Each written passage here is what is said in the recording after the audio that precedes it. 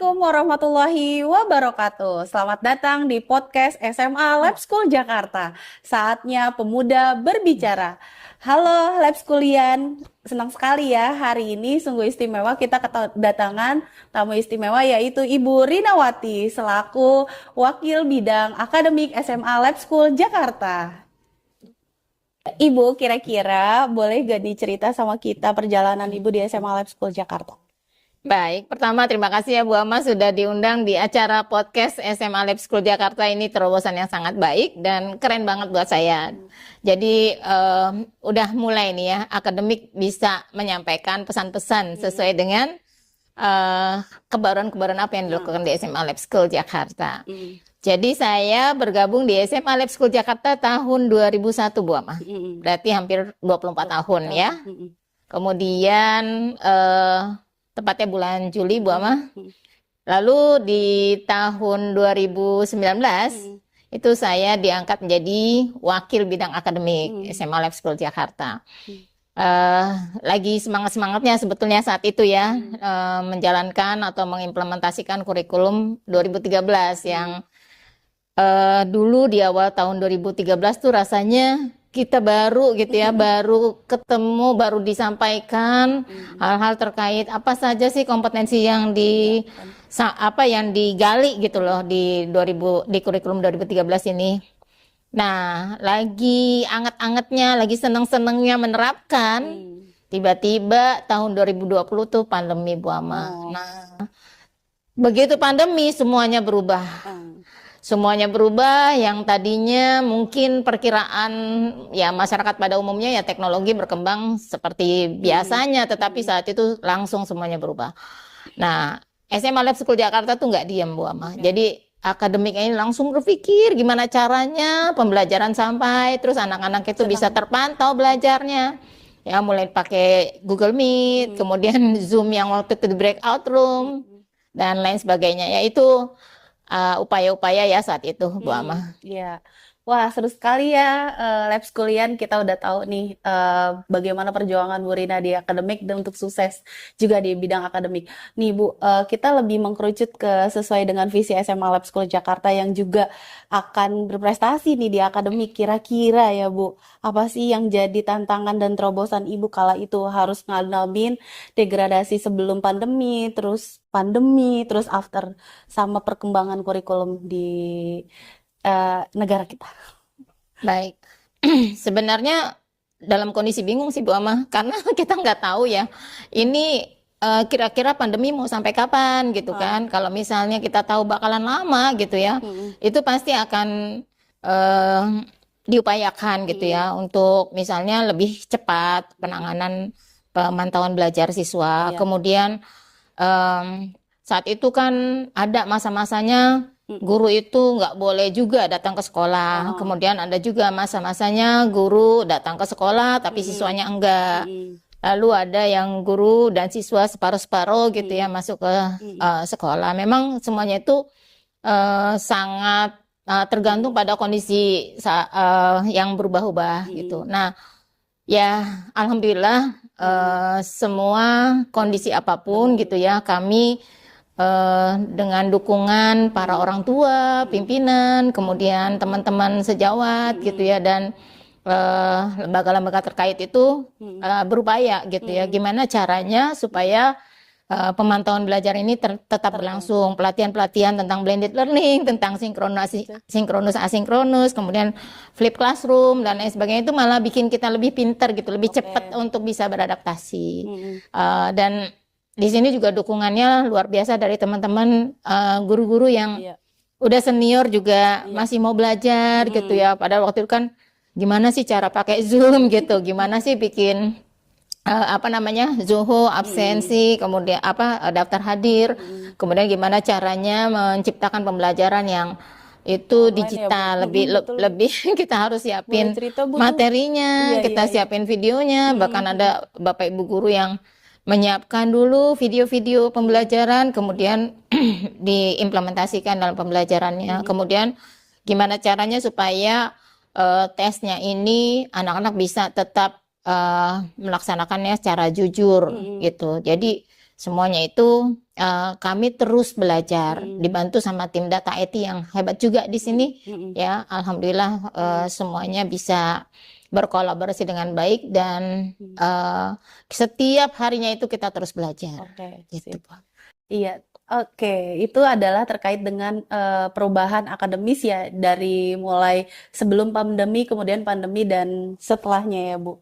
Nah, kalau untuk pembelajaran sendiri nih, Bu, kira-kira apa sih modernisasi yang udah Ibu lakukan kira-kira di dalam pembelajaran itu sendiri? Baik, kalau Dari kayak dari pelatihan buat Mm-mm. guru gitu Ya, kan. memang ke sininya itu Mm-mm. selalu ada perubahan ya Bu Amah ya. Mm-mm. Jadi mulai dari input siswanya itu memang apa namanya mengalami perubahan dari tahun ke tahun. Artinya kalau dari segi kemampuan akademik ya mereka bisa memenuhi standar yang Oke. ditetapkan oleh SMA Lab School Jakarta. Mm-mm. Nah, kemudian dari segi mungkin kemampuan digitalnya ya itu yang lebih lebih Lebih baik. lebih baik gitu loh sekarang. Karena anak-anak itu sekarang lebih mengikuti perkembangan Tren. digital gitu ya. Kemudian itu dari input. Mm-mm. Kemudian kalau dari segi Prosesnya. karakter gitu ya, karakter. Nah, itu memang kami semua juga harus mengikuti, Oke. harus mengikuti perubahan-perubahan yang ada. Mm-mm. Pastinya dengan input yang berbeda. Ya. Nah, gurunya juga harus menyesuaikan. Mm-mm. Jadi kebaruan-kebaruan yang ada sekarang itu lebih kepada pembelajaran yang Sifatnya klasikal gitu ya, Bu. yang lebih mindfulness, Oke. kemudian meaningful, lalu joyful. Nah. Jadi pembelajarannya itu diupayakan untuk bisa lebih mendalam, kemudian lebih mindfulness itu apa ya? Lebih bermakna ya. bermakna, lalu lebih menyenangkan. Jadi guru-gurunya juga harus bisa beradaptasi ke sana. Makanya kami berupaya bisa memberikan pelatihan-pelatihan buat Bapak Ibu guru supaya perkembangannya bisa ke arah sesuai dengan kebutuhan saat ini. Nah, contoh terbaru gitu ya, contoh terbaru itu kami sekarang tidak lagi menyelenggarakan ujian sekolahnya itu dengan ujian tulis gitu. Kenapa? Karena memang kalau dengan ujian tulis kami melihat bahwa ada beberapa kemampuan yang tidak bisa tergali gitu. Akhirnya kami menggunakannya dengan ujiannya itu berupa proyek STEM ya. Jadi proyek STEM ini kami berikan 3 tema di setiap kelasnya. Kemudian anak-anak itu mendapatkan satu grupnya, satu kelas itu ada 3 grup yang membahas masing-masing satu tema. Dan itu mereka sekarang dalam tahap pembimbingan. Jadi pendampingan untuk proses penyelesaiannya. Nah, nanti finalisasinya di tanggal 10 sampai 12. Nah, jauh sebelum perencanaan ini sebenarnya kami mengacu pada kondisi tadi. Jadi sebenarnya kebutuhan sekarang itu sudah berbeda dengan sebelumnya. Kalau dulu ya mungkin belajar tuh ngedrill aja terus selesai gitu. Latihan soal yang banyak masih lulus gitu kan. Nah, kalau sekarang kan tidak seperti itu.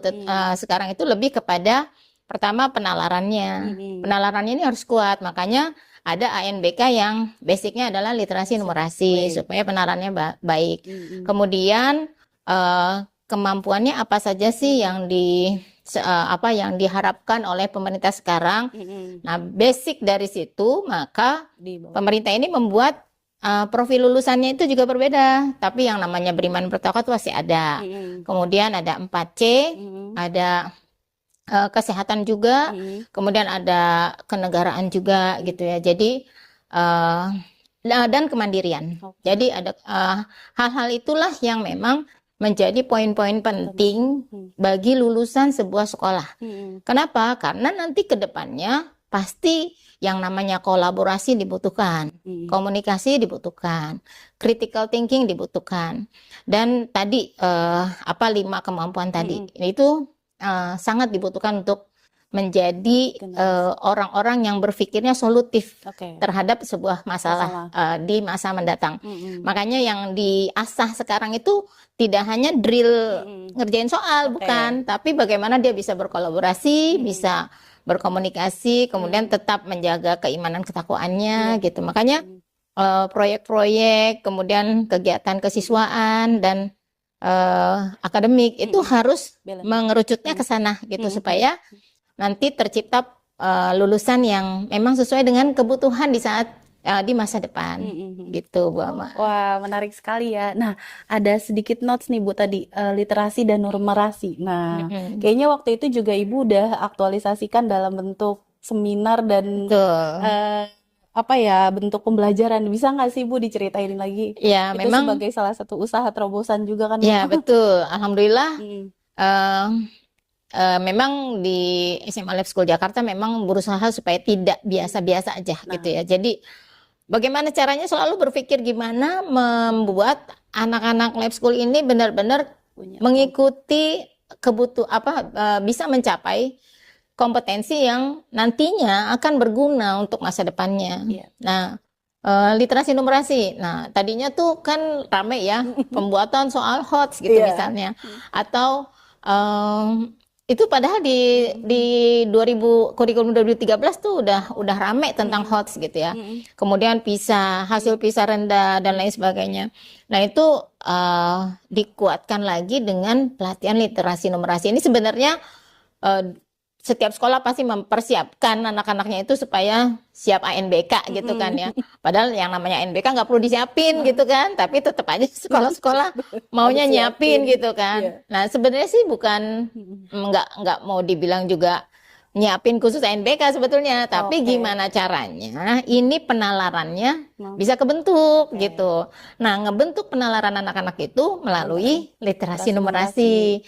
Jadi di dalam pembelajaran itu sudah terimplementasi. Misalnya ketika masuk ke kelas, Bapak Ibu gurunya udah ngasih kasus gitu misalnya. Oh ya, ini ada kasus nih seperti ini. Nah, terus kan nanti dikasih tanggapan gitu kan sama anak-anaknya, respon gitu ya. Kemudian dari respon-respon itu juga gurunya juga memberikan stimulus lagi gitu. Oh, respon. Nah, nanti ketika assessment, assessmentnya itu juga anak-anak itu sudah tidak lagi yang pilihan ganda satu jawaban gitu misalnya. Jadi artinya memang sudah beradaptasi untuk bisa terintegrasi, meyakinkan apakah anak ini benar ngerti atau enggak gitu. Makanya jawabannya enggak hanya satu jawaban yang benar. Diuji jawabannya yang benar ada 2 nih. Kalau anak itu jawabannya 3 misalnya, masih salah juga Bu Ama. Jadi harus tepat si jawaban itu yang dipilih. Jadi artinya anak ini dipastikan emang benar-benar ngerti dengan materi yang disampaikan. Jadi sebenarnya ANBK itu benar-benar menguji kondisi bagaimana literasi numerasi anak-anak. Tapi dengan kita selalu membiasakan dalam pembelajaran, diberikan kasus-kasus, analisisnya bagaimana, kemudian bagaimana memahami sebuah teks. Nah, itu kedalaman-kedalaman seperti itu yang harus jadi lebih meaningful tadi gitu. Jadi dia lebih mendalam apa yang disampaikan guru, dia tuh bisa lebih ditelusuri, dalami gitu. Nah, itu sebenarnya. Jadi sebenarnya bisa jadi nanti pengetahuan anak-anak itu justru lebih rigid dibandingin kita dengan gurunya gitu, karena dia terus mendalami gitu. Jadi itu memang tugas guru tuh seperti itu. Memang menjadi fasilitator yang mengantarkan anak-anak ini mendapatkan kemampuan yang gitu. Komprehensif lah ya lebih bahasanya. Iya. Nah, teman-teman, tadi kita udah bicara tentang akademik dan gimana dinamikanya semua ke akademik ini sendiri ya, Bu. Boleh nggak Bu cerita untuk capaian perguruan tinggi dari yang udah Oh perjalanan ya, Alhamdulillah prestasi. untuk yang terakhir itu angkatan IR ya. Angkatan IR itu bisa mencapai penerimaan di perguruan tingginya sampai 89%. Perguruan tinggi Wow, negerinya ya. ya. Memang untuk SNBP-nya agak penurunan nih Bu Ama dibandingkan dengan tahun sebelumnya karena tahun sebelumnya itu angkatan Maharendra Hafikara Iya. yang Iswaraya Revadana itu yang terakhir. Memang waktu itu ada beberapa hal yang kurang match-nya antara perguruan tinggi dengan apa namanya kurikulum merdeka seperti itu. Jadi tapi itu sudah bisa diakomodir saat ini. Makanya sekarang kami berupaya betul bahwa penerimaan SNBP ini diharapkan gitu ya. Diharapkan anak-anak itu perolehan nilainya dan pemilihan mata pelajarannya juga pas gitu. Memang ada sisi lain sih untuk SNBP itu sekarang penyebaran sekolahnya lebih meluas. Jadi misalnya biasanya hanya berapa sekolah aja yang menjadi bidikan perguruan tinggi untuk SNBP. Nah, itu ditambah. Makanya jumlah penerimaan bisa jadi di satu sekolah itu bisa berkurang. Tapi walaupun begitu, kami tetap meramu jalur SNBP ini dengan lebih baik gitu. Karena memang apa ya, kita ingin mengantarkan anak-anak ini bisa sukses baik jalur SNBP, SNBT maupun jalur mandiri. Oke, Bu, closing statement nih Bu, buat sekalian doa dan harapan Ibu buat anak-anak Ibu yang banyak ini nih Bu. Kira-kira apa nih Bu? Baik, untuk seluruh siswa SMA Lab School Jakarta, jadikan semua tantangan itu menjadi kesempatan bagi kamu untuk berprestasi dan menjadi lebih baik. Oke, Lab Schoolian, selamat sudah mendengar di podcast SMA Lab School Jakarta. Saatnya pemuda yang berbicara. Terima kasih sudah menyimak hari ini. Semoga bermanfaat. Dan buat Bu Rina, terima kasih banyak. Sama-sama Saya Bu doakan Ama. mudah-mudahan Ibu bahagia dan rezekinya Amin, berlimpah. amin. Terima kasih ya. Sama-sama. Assalamualaikum warahmatullahi wabarakatuh.